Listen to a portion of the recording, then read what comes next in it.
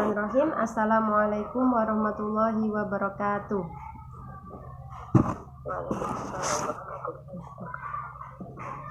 Ya, alhamdulillahirobbilalamin. Ya, orang yang berislam ya berbeda dengan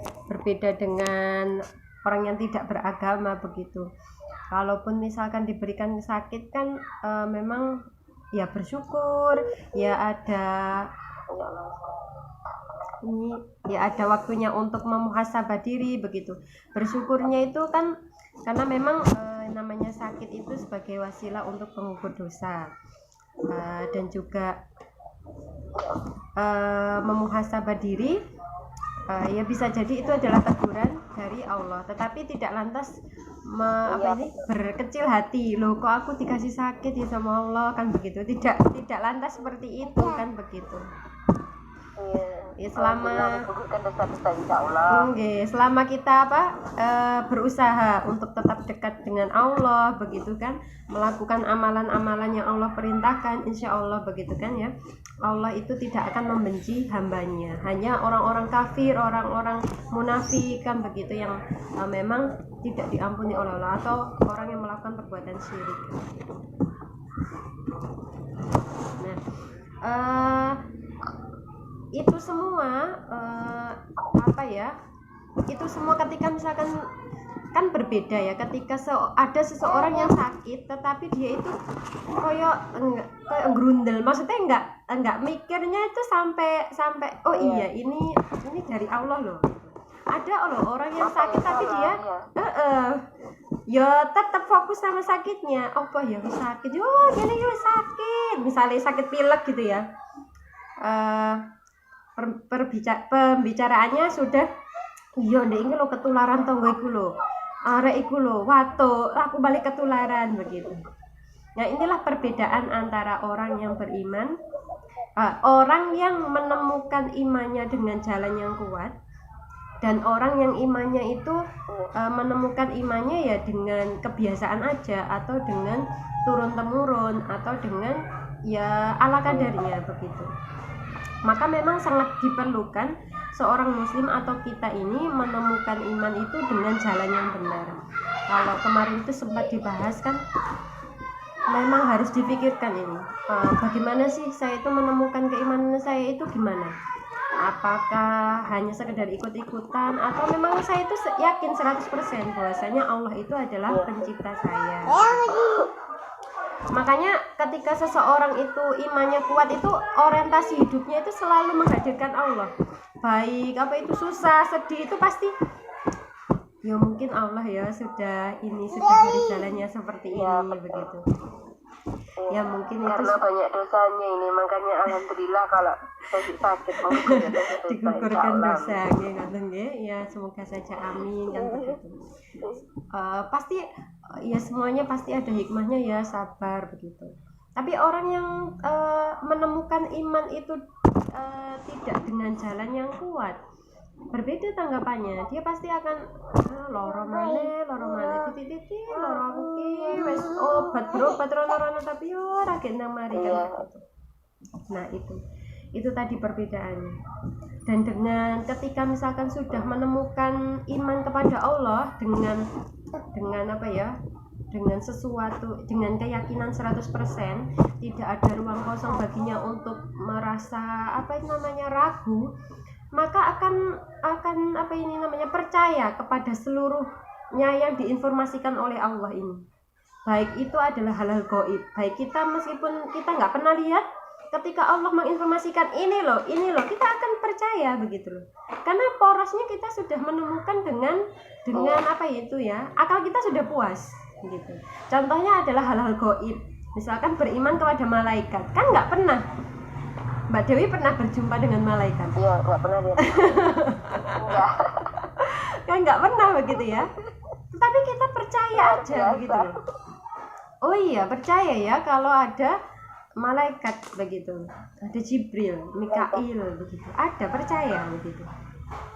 Apakah itu doktrin begitu? Ya bisa jadi itu adalah doktrin, tetapi proses kita percaya kepada malaikat ini loh bukan doktrin, karena kita menemukan sapa sing menginformasikan adanya malaikat itu Allah. Nah, jalan kita percaya kepada Allah itu bukan doktrin. Kita bisa membuktikan bahwasanya Allah ini adalah pencipta kita. Hingga akhirnya kita percaya seluruh informasi yang diinformasikan Allah, termasuk hal-hal gaib begitu, kita percaya. Masya Allah. Lalu percaya, beriman kepada surga dan neraka gitu ya. Kan nggak tahu ya apa bentuknya surga dan neraka, itu nggak tahu begitu. Tapi percaya. Kenapa? Karena kita percaya terhadap siapa yang memberitahu itu. Nah itu. Masya Allah ya. Iya begitu. Nah itu makanya kekuatan iman itu di situ. Kalau dikatakan oh Islam itu doktrin, begitu kan? Enggak, Islam itu bukan doktrin. Islam itu bisa dibuktikan. Asal porosnya sudah terbukti, yaitu adalah Allah. Ketika kita bisa menemukan esensi Allah itu dengan kepuasan akal, dengan sesuai dengan fitrah kita, akhirnya menenteramkan hati, tidak ada kesulitan dalam menapaki Islam. Karena semuanya sudah terjawab, karena porosnya sudah ditemukan. Nah, lalu juga percaya terhadap Rasulullah, begitu kan ya? Oh, Allah itu mengutus seorang Rasul. Rasulullah dari kalangan manusia, begitu kan ya? Loh, kenapa ya Allah itu tidak mengutus Rasul dari kalangan malaikat, kan begitu ya? Kenapa? Begitu. Ya karena yang sekufu dengan kita, yang setipe dengan kita. Bayangkan kalau Allah itu Rasulnya mengutus Rasul, tapi Rasulnya dari kalangan malaikat. Malaikat yang nggak punya hawa nafsu ya, misalkan. Ada perintah jangan berzina misalkan, dibantah sama manusianya. Iya awakmu enak ngomong jangan berzina, wong kamu nggak punya hawa nafsu. Kan aku manusia punya hawa nafsu, kan begitu jawabannya. Iya. Saya akan dibantah gitu. Betul. Maka kenapa Allah itu mengutus Rasulullah, ya kan, dari kalangan manusia untuk mempermudah kita dalam meneladaninya. Misalkan Rasulullah makan, kita juga makan. Rasulullah punya hawa nafsu, kita juga punya hawa nafsu. Rasulullah pernah salah, manusia itu pernah salah. Akhirnya dikasih contoh, kalau Rasulullah pernah salah, begini loh caranya bertobat, begitu.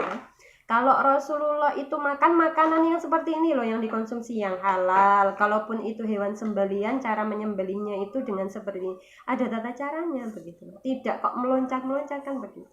Maka itu adalah hikmah kenapa itu Allah itu nyetel ibaratnya, memerintahkan seorang rasul dari kalangan manusia, bukan dari kalangan hewan, bukan dari kalangan jin, bukan dari kalangan malaikat, bukan, tetapi dari manusia begitu.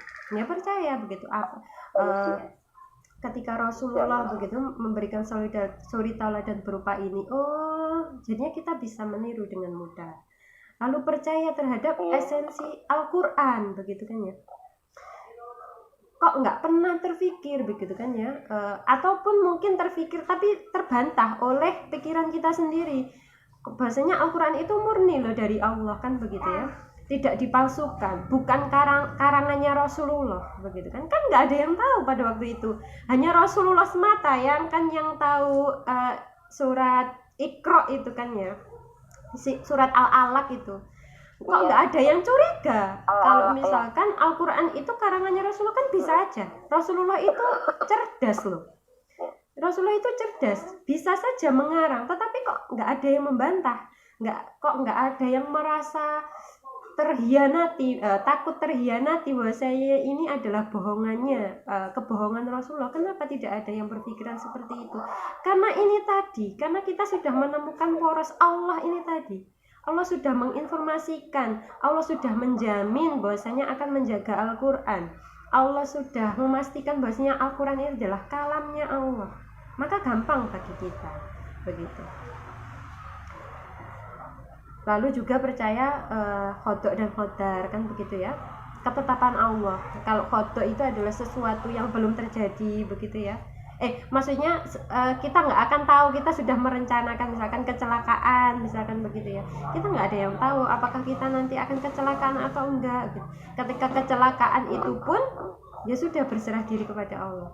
Atau kadar suatu benda, misalkan pisau buat bisa memotong, kan begitu, ini kan kadar yang diberikan oleh Allah. Atau kan api bisa membakar, itu kadar yang diberikan Allah kepada si api, begitu kan. Loh, ada loh api yang nggak bisa membakar di zamannya Nabi Sulaiman. Iya, Nabi Sulaiman yang dibakar dengan itu ya, dibakar, atau Nabi Sulaiman ya. Itu apinya nggak bisa membakar, ya karena kadar apinya diambil oleh Allah, dicabut. Api, jangan bisa membakar, ya jadilah dingin, karena kadarnya diambil oleh Allah begitu. Nah, ini kita harus mengimani, jadinya kadar segala sesuatu itu ya Allah yang memberikan begitu. Dan itu kita percaya begitu. Maka semua ini tadi kita mempercayai hal gaib, mempercayai Rasulullah, mempercayai sepenuh hati adanya Al-Quran, bahwasanya Al-Quran itu adalah kalamnya Allah, mempercayai qada dan qadar, itu adalah buah dari perjalanan manusia menemukan penciptanya dengan proses yang benar, bukan dengan jalan doktrin. Misalkan, kamu ya beriman kepada Allah misalkan, lo kenapa Yus gak oleh takon pokok kudu beriman. Nah, itu adalah jalan doktrin, tapi tidak dengan Islam.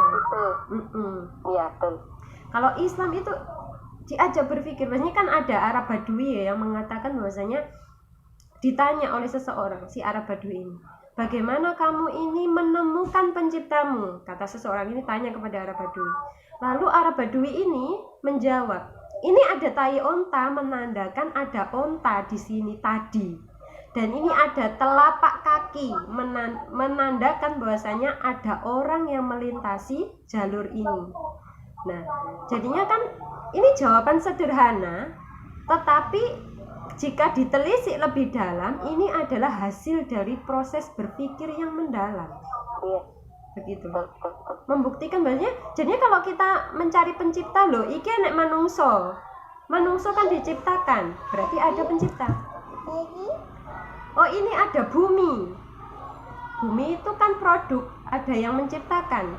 Siapa yang menciptakan adalah pencipta. Nah, ini jadinya seperti itu konsep Islam, dan ini hanya Islam yang menawarkan seperti itu. Mau dicari di agama lain tidak akan ketemu. Sebut saja misalkan Nasrani, mereka tidak akan tahu proses penciptaan seperti apa. Begitu ya. Nah, maka ketika di dalam Islam memang ada yang namanya itu hukum syariah ya. Makanya ketika misalkan Allah itu tadi kita berhasil menemukan ya keimanan kita tadi. Bisa diulangi Bisa diulangi apa tadi? Di dalam Islam itu ada yang namanya hukum syariah begitu ya. Ketika sudah berhasil menemukan keimanan yang solid ya, ibaratnya wis nggak ada rongga, maka dengan sendirinya hukum syariah itu akan keluar. Akan ada kebutuhan kita untuk taat kepada syariah, kepada hukum-hukumnya Allah. Nah, di surat Al-Isra ayat 15 itu Allah Subhanahu wa taala berfirman, dan kami tidak mengazab suatu kaum sebelum kami mengutus seorang rasul. Jadinya ini adalah bentuk jaminan dari Allah. Allah tidak akan mengazab atau memperhitungkan amal kita ketika Allah itu belum menurunkan seorang rasul, belum ada tauladannya, itu tidak akan diazab begitu. Maha begitu ya, maha adil. Namun Allah juga menurunkan surat lain, di surat An-Nisa ayat 165, yang mengatakan bahwasanya Allah itu mengutus Rasul sebagai pembawa kabar gembira. Nah, jadi di sisi lain Allah itu tidak akan mengazab suatu kaum sebelum dia itu mendapatkan petunjuk, sebelum dia itu mendapatkan suri tauladannya. Tetapi Allah itu menurunkan seorang Rasul begitu ya, sebagai kabar gembira. Jadinya tidak ada pilihan sebenarnya bagi manusia untuk menjadi bodoh.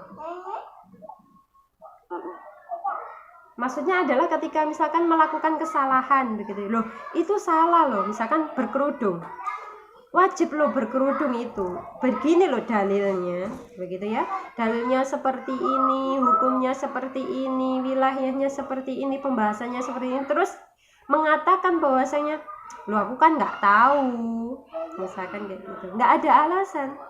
Karena sudah datang Rasul kepada kita, itu kita umatnya ya. Umatnya Rasulullah kan begitu. Jadinya tidak ada alasan untuk kita itu bodoh. Karena kita sudah diberikan kemampuan oleh Allah. Mungkin saja kita hidup di gua misalkan ya, dan kita tidak memungkinkan untuk keluar bermasyarakat. Mungkin Allah tidak akan mengazab kita karena kita nggak tahu informasi apa-apa. Namun sekarang itu kemudahan sangat banyak. Ketika hadir ke majelis ilmu ya bisa lewat online kan, seperti itu. Iya.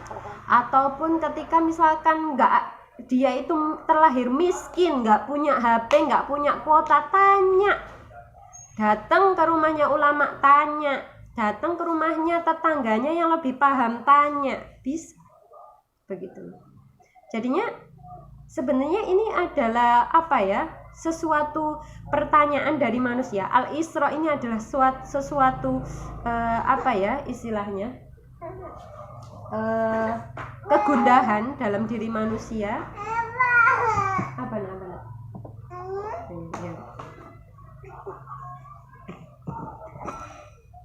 Kegundahan dalam diri manusia.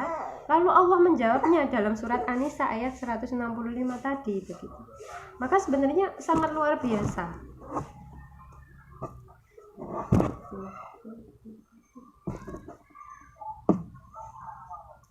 Sangat luar biasa begitu. Islam itu ibaratnya paket lengkap begitu loh. Ketika kita ada pertanyaan apa, ada kesulitan apa, langsung dijawab oleh Allah begitu kan. Iya.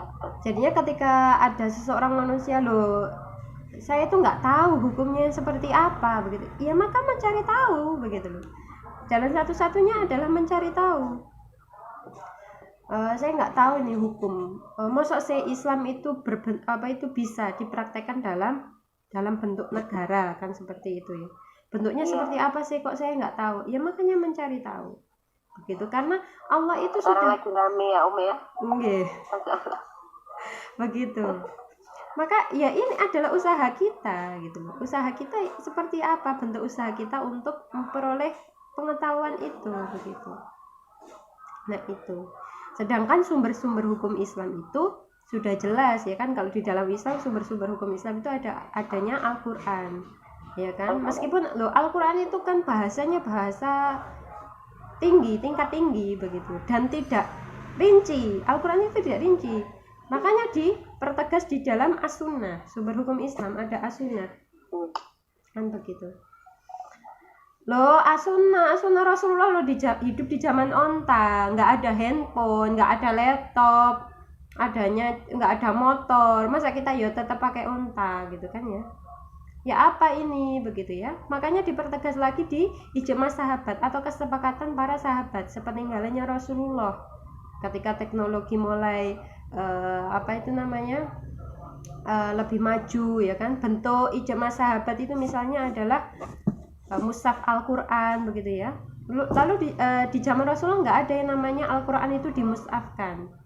Tetapi sepeninggalannya Rasulullah baru ada begitu kan ya. Al-Qur'an itu dibentuk dicetak dalam buku. Nah, itu adalah bentuk dari ijma ulama para sahabat. Nah, terus gimana ini kita menyikapi perkembangan teknologi? Masa umat Islam itu harus tertinggal, apalagi sekarang itu teknologi itu yang merajai adalah kaum barat. Masa kita berdiam diri, misalkan ada teknologi terbaru kita enggak misalkan kayak gitu lah, gimana begitu. Makanya ada kias begitu kan ya, atau pengkiasan, dianalogikan. Jadinya ada dua hukum yang sama di zaman ada kasus yang sama. Misalkan transaksi muamalah di zaman Rasulullah juga ada muamalah, maka ini disandingkan, dianalogikan. Dan yang bisa mengkaji tentang kias ini hanya ahli, apakah itu ahli fikih, ahli usul, ahli bahasa Arab kan begitu. Nah, sedangkan kalau kita nggak tahu, bahasa Arabnya blekak-blekuk kan begitu ya. Iya.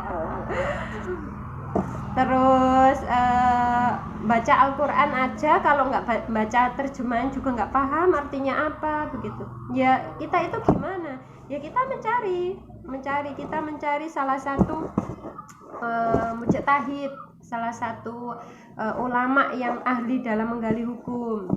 Kita baca hukumnya, mana yang kita yakini kan seperti itu.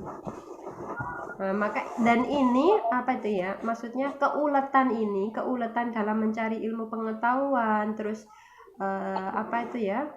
Kerja keras dalam mengkaji Islam itu hanya bisa dilakukan oleh mereka yang berhasil menemukan keimanannya secara kokoh tadi, karena dia punya alasan tersendiri. Nah makanya begitu ya, diperlukan sekali perjuangan untuk Islam itu, diperlukan usaha yang seperti itu. Makanya memang Allah itu menyeru hambanya untuk menemukan iman yang kokoh itu, karena itu tadi perjuangan Islam itu tidaklah mudah.